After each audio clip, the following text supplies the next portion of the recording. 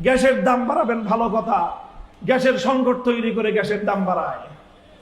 বিদ্যুতের দাম বৃদ্ধি করবেন ভালো কথা, কৃত্রিম সংকট তৈরি করে বিদ্যুতের দাম বাড়ায়। তেলের দাম বাড়াবেন ভালো কথা, আন্তর্জাতিক চাপ আছে, নাইলে তেলের দাম না বাড়ালে দেশের অর্থনীতি চলছে না।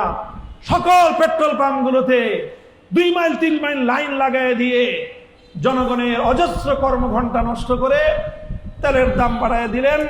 এখন আর কোনো পেট্রোল পাম্পে তেলের সংকট নাই। এগুলো জনগণের সাথে ভাওতাবাজি। আপনি কেন দাম বাড়াতে চান?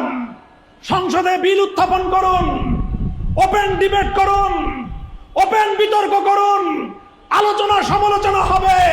তারপর ঐক্যমতের সিদ্ধান্তে আপনারা দেশের নিত্য প্রয়োজনীয় মূল্যের দাম যদি বৃদ্ধি করতে হয় বৃদ্ধি করবেন। আর জনগণের সঙ্গে যদি আলো আধারের এরকম প্রতারণার খেলা খেলতে চান, জনগণের কাছে কিন্তু সর্বশেষ কার্ড আছে, সেই কার্ডের নাম হলো লাল কার্ড। জনগণ যদি লাল কার্ড বের করে তাহলে কিন্তু আর ফ্যামিলি কার্ড, কৃষি কার্ড, তাহলে কিন্তু আর বিদ্যুৎ কার্ড, তাহলে গ্যাসের কার্ড, তেলের কার্ড, কোনো কার্ড কাজ হবে না। কাজেই জনগণ যেন লাল কার্ড বের না করে সেই জন্য জনগণের পালস বোঝার চেষ্টা করুন।